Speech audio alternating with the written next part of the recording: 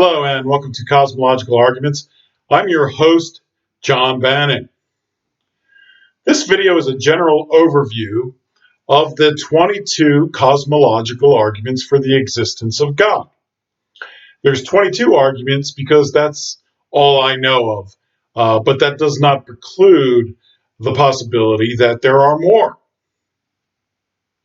The cosmological arguments use circumstantial evidence based on the behavior of the observed cosmos to give good reason for believing in the existence of God.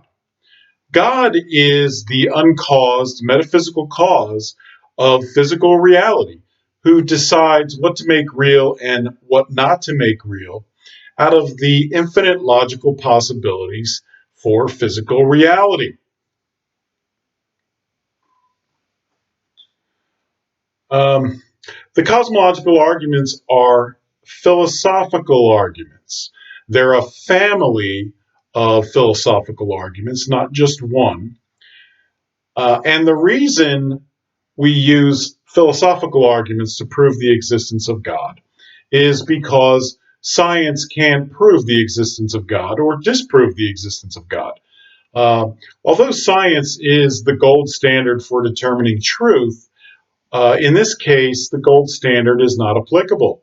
The reason is because science cannot leave the universe, literally cannot leave the universe, in order to collect data about the cause of the universe or the cause of physical reality. The reason is that one of the laws of physics is called the conservation of energy and mass, which means that mass and energy and matter can neither be created or destroyed, but can only transform in existence. That means that if science or scientists or their scientific instruments were to leave the universe, their mass and energy would disappear from the universe, which would be a violation of the laws of physics. So there is no way for science to leave the universe.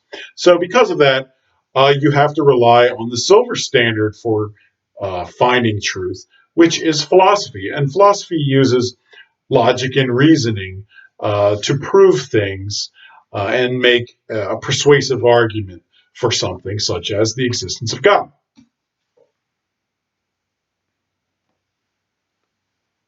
Now, the cosmological arguments are very important for a theist or a believer in God to know.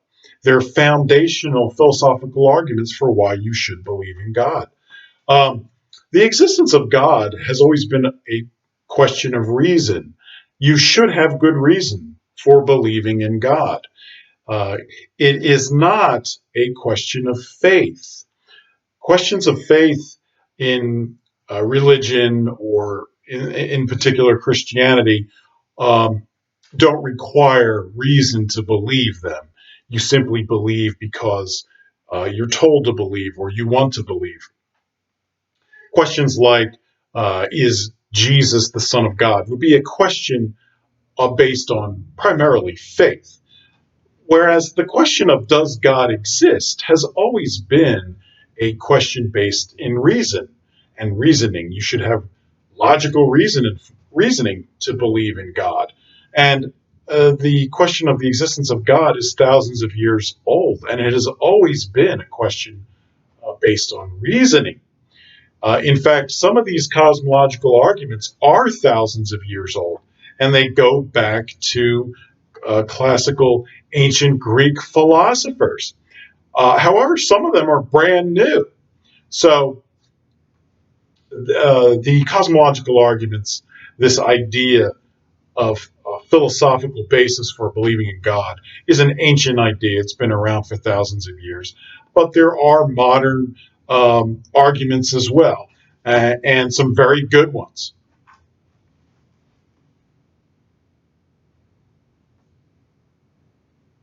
The cosmological arguments are independent of the Bible or of any religious text. And that's a good thing because you want to have an independent reason for believing in God.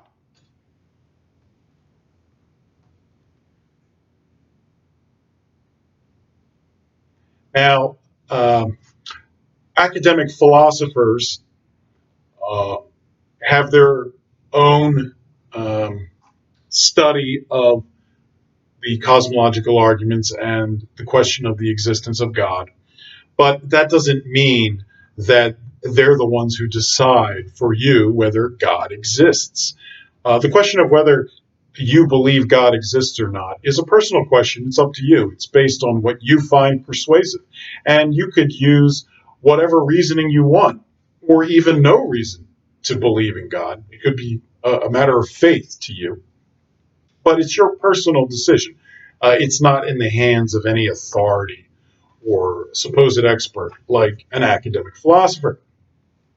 Now, there's one thing you got to be warned about academic philosophers, and that is that they have a very high level of certainty that they try to reach in terms of their philosophical arguments. They try to approach 100% certainty. Uh, that sort of high level of certainty is not necessary to believe in something, including a belief in God. Generally speaking, reasonable people only require a certainty that is greater than 50%, which means it's more likely than not. These arguments individually and the cumulative impact of all these arguments clearly present a persuasive case for the existence of God that is far in excess of more likely than not, or 50% level of certainty. One thing you got to remember is that with these sort of philosophical arguments, if you're an academic philosopher, these arguments are sort of like balloons. They blow up, and if some philosopher can prick a hole in one of these balloons, a pinprick hole, the balloon explodes, boom, and the argument's gone. It's been considered debunked. However, that's for academic philosophers who have this high level of certainty approaching 100%. That doesn't apply to reasonable people, ordinary people who aren't academic philosophers. For everybody, the truth is that these arguments are more like a bag of sand. And if somebody comes along and puts a pinprick in that bag of sand, sure, a little bit of sand may come out. But the great weight of the argument, the persuasive weight of the argument, the sand, is still there and is still persuasive. So think of these arguments as more like sandbags or ballast instead of balloons. They're not; these arguments cannot be debunked. Um, some of them may have little pinpricks, but they don't have gaping holes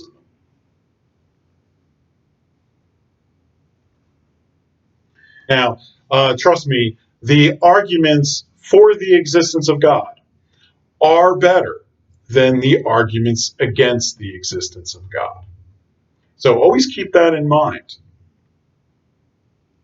It's important to know these arguments so that you can support your own belief in the existence of God and that you can defend your belief against the pressure and arguments of non believers. And trust me, non believers have a seemingly endless supply of their atheistic arguments. But there's always an answer to every one of them. You just have to educate yourself about the answer, or get the answer from somebody who knows what it is, or figure out what the answer is for yourself.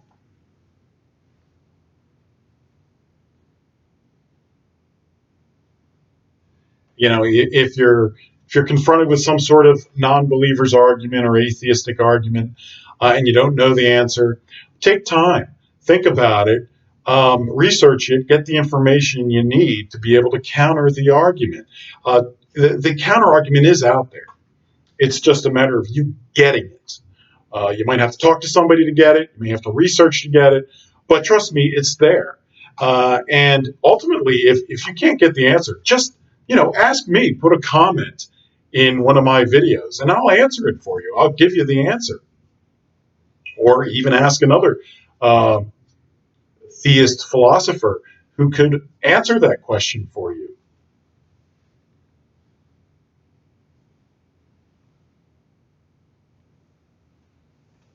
Okay, so this is my YouTube channel called Cosmological Arguments. So this is the overview video. I'm going to give you a video on each of these cosmological arguments. The format of the video will be, I will start off with a formal reading of the argument, and I will place that formal reading in the comment section of the video for you to refer to. And then I will give you my explanation of the argument in layman's terms, clearer terms that hopefully you can understand.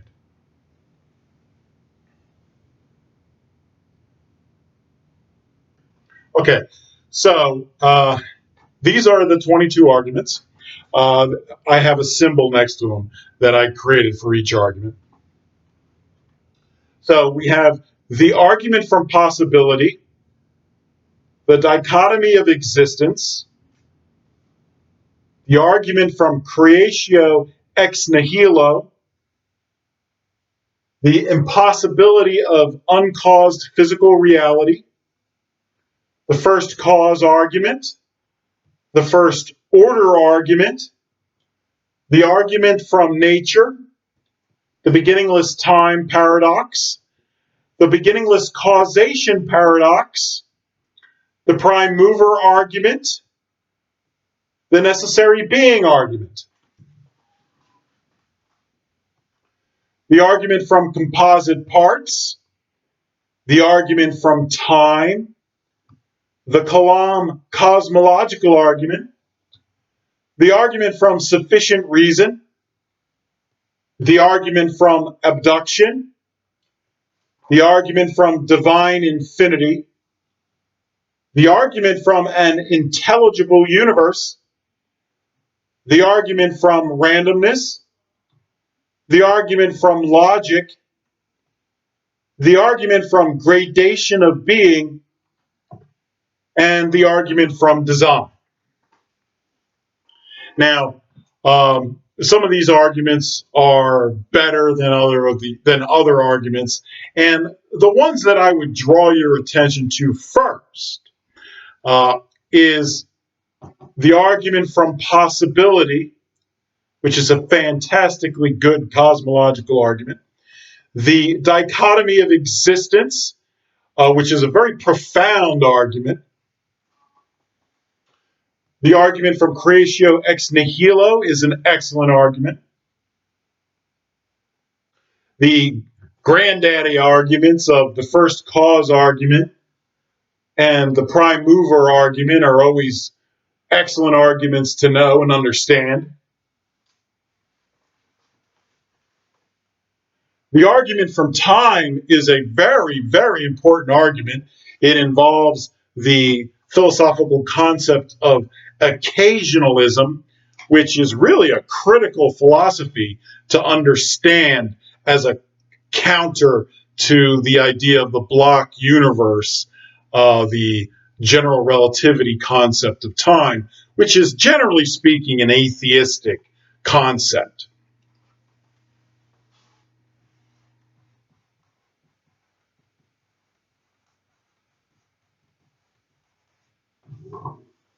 So this concept of time called occasionalism is a very important concept for a theist to know. The argument from an intelligible universe is a very good argument. So I would start with those. I also have a video about why God is intelligent, and you should watch that as well. And there's also an attachment to the comments section, which gives the 10 arguments for why God needs to be intelligent. All right, so the 22 cosmological arguments for the existence of God. There is a God. These philosophical arguments will prove it to you, and there are very important things to know for anybody who believes that God is real. a Christian, a theist, um, uh, any other religion of the book, such as Islam or Judaism, should know these arguments. All right, take care.